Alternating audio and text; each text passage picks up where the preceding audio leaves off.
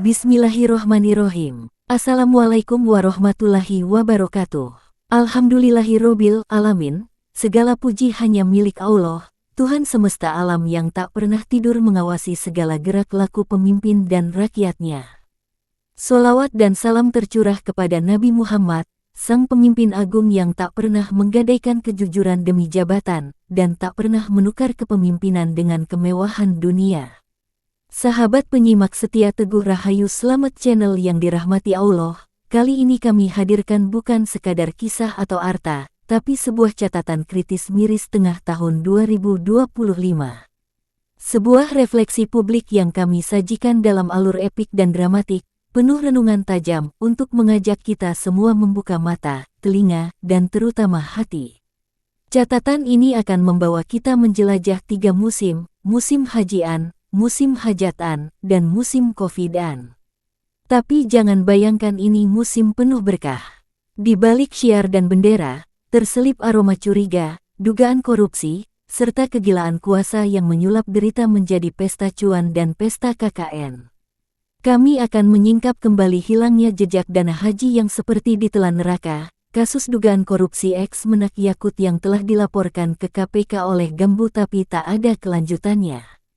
Kami akan sorot megahnya hajatan negara saat rakyat megap-megap, dan membedah luka lama pandemi COVID yang belum sembuh, karena sisa aroma bancaan masih melekat di meja pejabat. Cerita ini bukan gosip, bukan pula dakwaan. Ini adalah cermin nurani rakyat, yang bila Anda berani menatapnya jujur, mungkin Anda akan melihat betapa dalamnya luka bangsa ini, dan betapa gemerlapnya pesta sebagian elit di atas luka itu. Ketika bencana dijadikan proyek, maka tangisan rakyat tak lagi didengar karena telah dikalahkan oleh suara mesin hitung anggaran. Disclaimer, cerita ini bukan tuduhan, bukan fitnah, bukan agitasi politik. Ini hanyalah cermin realitas yang menggugah batin. Jika kita jujur menghadapinya, semoga kita temukan keberanian untuk berkata cukup. Cukup sudah rakyat jadi korban. Cukup sudah negeri ini dijadikan ladang bancaan. Untuk itu, tata niat, jernihkan hati, simaklah dengan saksama. Mari kita mulai dengan bismillah.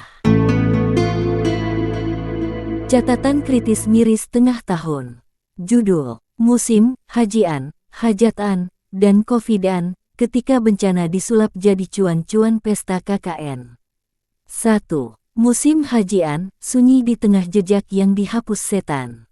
Setiap musim haji, langit di atas Arafah selalu sama, putih, panas, dan tak berawan. Tapi dari tanah air yang jauh, musim ini terasa berbeda. Ada kabut hitam yang nyelusup diam-diam di sela takbir, talbiyah, dan air mata jemaah. Kabut itu tak berasal dari debu padang pasir, tapi aroma kedzoliman, aroma haji yang tak lagi murni. Ada buruh tua yang jual ladangnya. Ada ibu rumah tangga yang nabung sejak anak sulungnya lahir.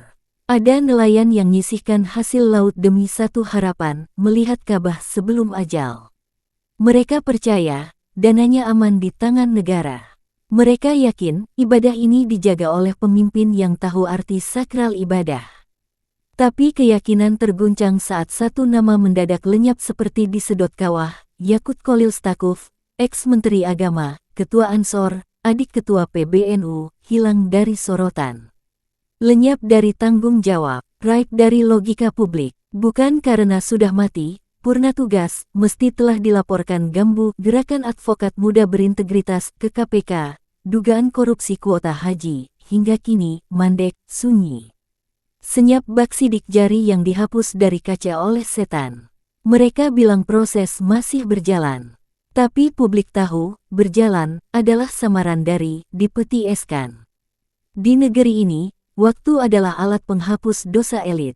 Dan ibadah suci pun bisa jadi senjata politik atau ladang bancaan kuota, jika jumlah capai ribuan dan dikelola tanpa transparansi. Apa yang lebih menyakitkan dari kehilangan uang? Kehilangan kepercayaan. Apa yang lebih nyayat dari korupsi? Korupsi yang melipat nama Tuhan. Sungguh bejat, rakyat hanya ingin berhaji. Tapi uang disamarkan dalih sistem, nama mereka terombang di daftar tunggu, tapi kuota haji diduga dibagikan seperti amplop politik. Mereka yang berkeringat tertendang, dan yang berkuasa naik haji untuk kesekian kalinya akomodasi VIP lagi. Kita bertanya, mengapa saat rakyat dilaporkan tunggakan tabungan, cepat disita? Tapi saat pejabat dilaporkan dugaan korupsi dana umat, justru hilang, dan KPK pun seperti lagi cuti, ke neraka. Negeri ini tak kekurangan pengawas, tapi kekurangan keberanian.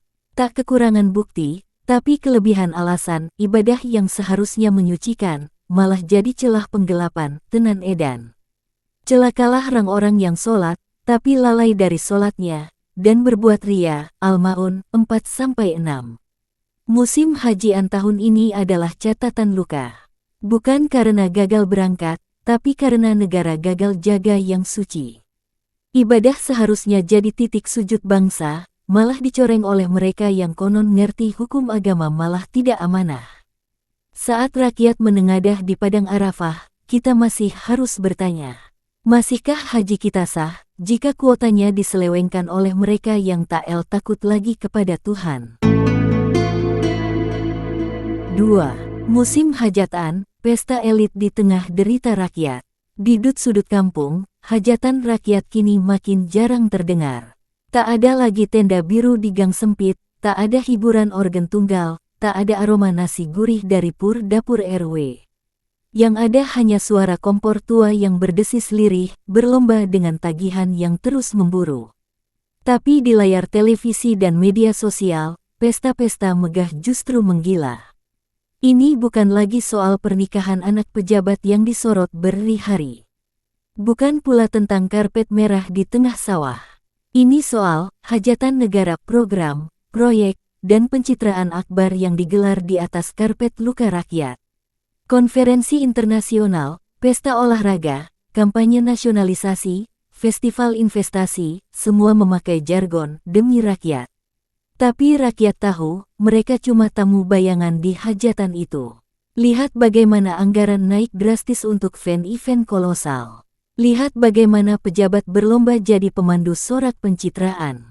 Bahkan, di tengah harga beras yang naik, pendidikan mahal, dan subsidi kesehatan yang dicabut diam-diam, negara malah membuka panggung megah untuk pesta prestise.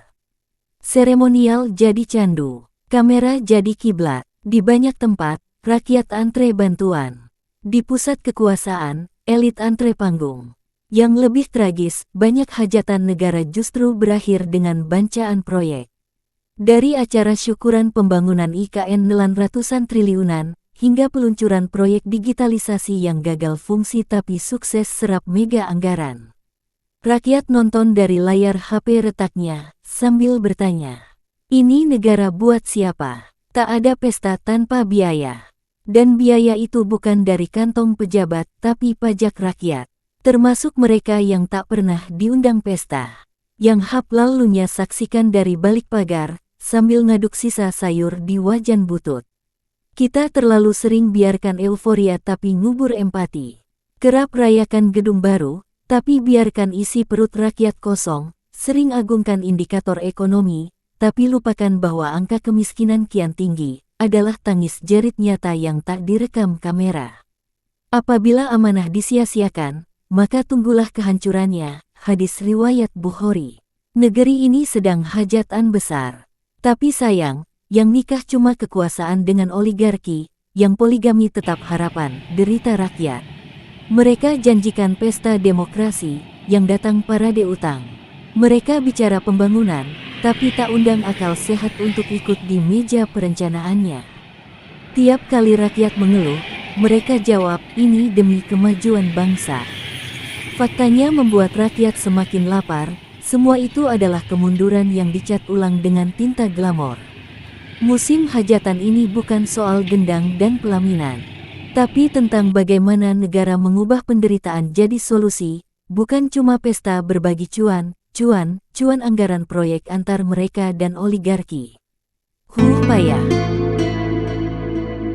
3. Musim Covid-an, cuan darurat yang jadi dosa kolektif. Wabah datang seperti pencabut nyawa tak ngenal kasta. Covid-19 nyapu jalan raya, gang sempit, gedung megah, bahkan ruang sidang. Ia jemput manusia dalam sunyi, maksa dunia tekuk lutut. Tapi, di balik jeritan ambulan, doa dari rumah isolasi, ada simfoni lain tak kalah bising. Hore Covid datang lagi, cuan cuan cuan, sorak mesin pencetak uang darurat negara, girang.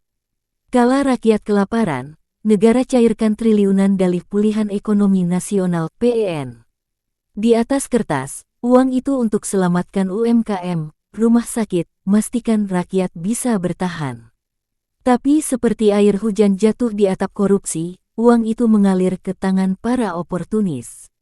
Kita masih ingat kasus bansos di markup, diatur, dan disunat, ingat nama, Juliari Batubara, ex-Mensos yang dihukum karena motong bantuan untuk rakyat kelaparan.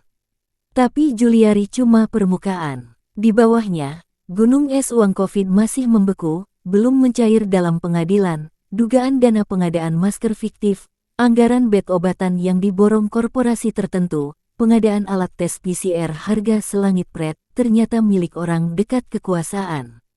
Sadis. Bahkan testimoni bahwa ada bisnis kematian, sempat jadi jalur masuk para pencari untung, dari peti mati hingga kremasi, semua dihitung sebagai potensi pendapatan.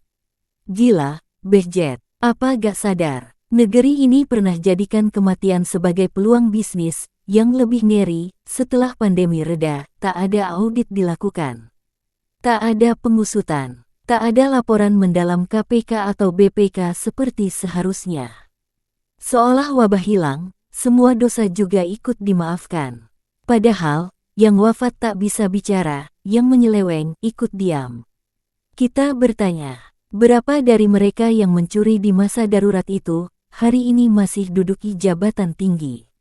Bahkan berapa sedang menyiapkan diri ikut hajatan politik tahun 2024 sampai tahun 2029 dengan cuan hasil sulap pandemi. Pandemi adalah ujian kemanusiaan, tapi mereka pengikut iblis, malah jadi musim panen raya tanpa rasa bersalah.